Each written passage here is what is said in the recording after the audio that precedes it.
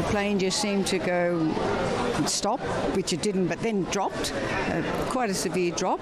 And then fortunately the captain got it under control quite quickly. There was a couple of passengers that didn't have seatbelts on, so they were thrown in front of us. They were thrown out of their seats and hit their head. It was so scary at the time. You just don't know, is this it or not?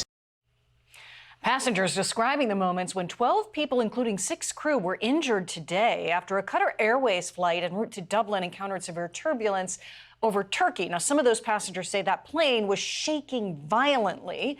This is just the latest incident. It comes just days after a passenger aboard a Singapore Airlines flight died after their aircraft was rocked by severe turbulence. Dozens of those passengers are still recovering in the hospital.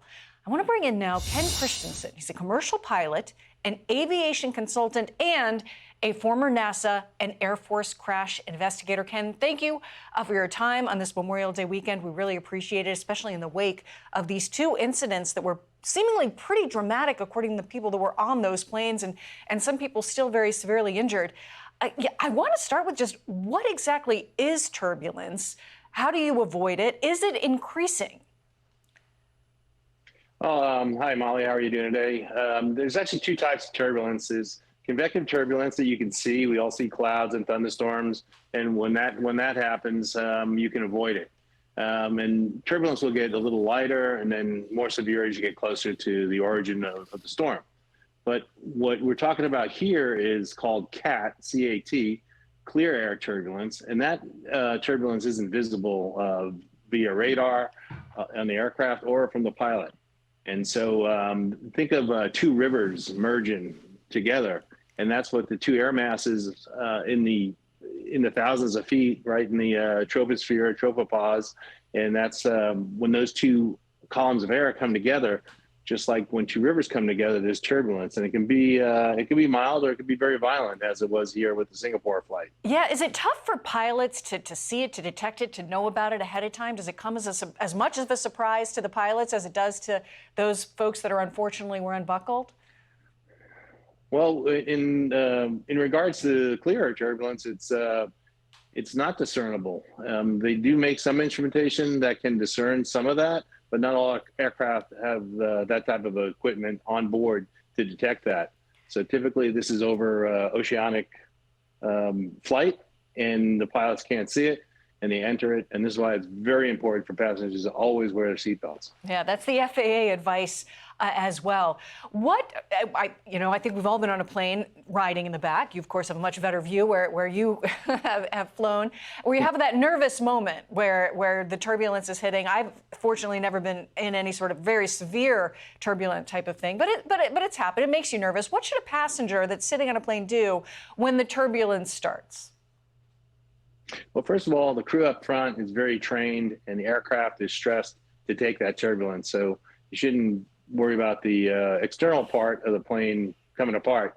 But what you can do as a passenger is always, always, always wear your seatbelts.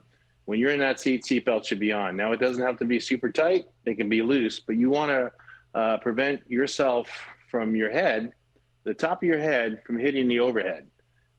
Because there's only 12 to 18 inches between your top of your head and that overhead. If you hit that, you risk getting a spinal compression fracture or a myriad of medical things that are bad if you do that. So you want to stay in your seat, and if you do encounter turbulence, place your feet firmly on the ground and place your head back on the seat you're sitting in, and just look forward, so that it's always a vertical element, never a horizontal element. Unfortunately, the spinal injuries and the head injuries are what you're talking about with some of the folks that are in the hospital out of that Singapore flight. Should seatbelt wearing be mandatory? I know, other than, if you have to get up to go to the bathroom or something.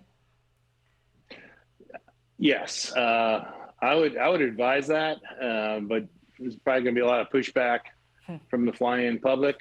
But we saw that with masks, regardless of what you think about on masks, but people had to wear them. And I think if the FAA mandates it, or ICAO, that's the international FAA, if you will, then that's what it is. When you're in a seat, put the seatbelt on. It doesn't have to be super tight, just to prevent you from hitting the overhead and this would not have happened. And finally, can airlines be sued? They are, of course, but are those lawsuits sometimes very successful?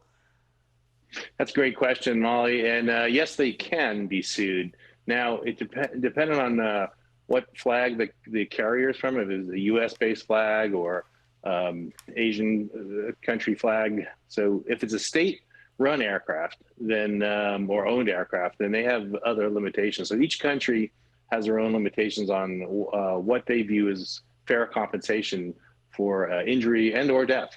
Right. Great point. Ken Christensen, thank you very much. Great advice. Feet planted. I appreciate it. I hope you have a wonderful Memorial Day weekend. Thank you, Ken. You too. Take care, Molly. Bye-bye.